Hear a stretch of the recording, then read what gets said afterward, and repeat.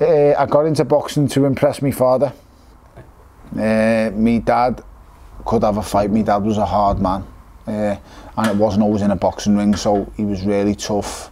My dad could really fight, and I always just wanted to impress him. And I heard he had a couple of amateur fights, well, 2. First one he won, it was great.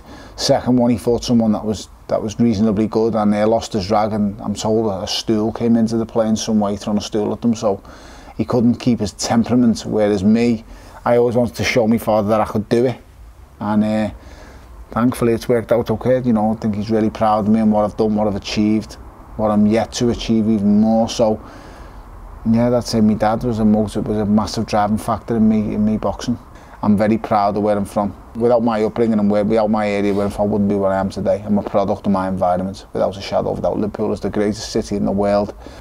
When I was going for my first ABA title, my job was working in a pillar factory. I used to get up 6 o'clock in the morning, get on the bus for 6:30 into the pillar factory for 7 AM, work from 7 AM till 4 PM. Stuffing pillars, stitching pillars, whatever you needed you to do, you just used to do, and I'd go walk straight off to Rotunda's ABC, and then that would be my day. And then I won my first ABA title.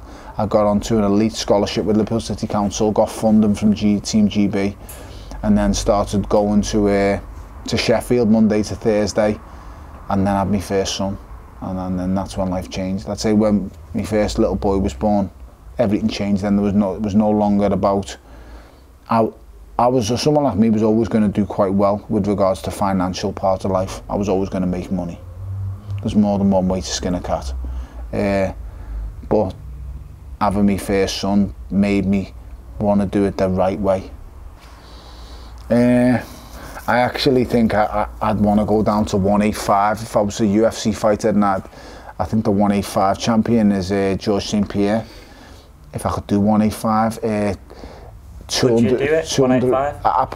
I don't know, be very, very hard if I'm being honest. So then you look at 205, which I do quite easily, because you know I'm not far off 205 now, £2 over 205. It would be Daniel Cormier, and I would absolutely want no part of that, because he would pick me up and slam me into the floor so hard. I wouldn't need that. And then after Daniel Cormier, you know, you're looking at Jon Jones, and Jon Jones, in my opinion, is probably the greatest athlete, the greatest fighter the UFC has ever seen. You know, he's phenomenal in everything he does. Like, an amazing striker, an amazing wrestler, fantastic with jiu-jitsu. The guy is the most phenomenal fighter the UFC has ever had. Got his own troublesome issues going on in his life, but taking that aside, he's just a freak of nature. He really, really is. So Jon Jones is someone I would not entertain in a cage. Boxing ring all day, get a good eye, and that's what a lot of them are getting, a boxing ring. But when it talks to a cage, mate, that's your domain, and I would see you after. A bit of a lunatic, the same thing I see when I look in the mirror. Someone who's not all there, someone who's got a screw loose. And when Do you think he thinks that about you when he looks in your eyes?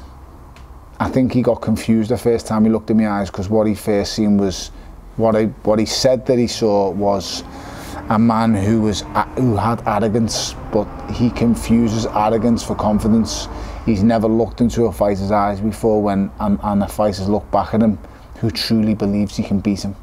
I don't think I beat him, I know I can beat him. And everybody who usually looks back into his eyes is a beaten man. And I've looked into fighters' eyes before and the beaten men, and he knows he doesn't see that when he sees me. So, you know, I see a winner and I see a fighter of pedigree when I look into his eyes, but ultimately,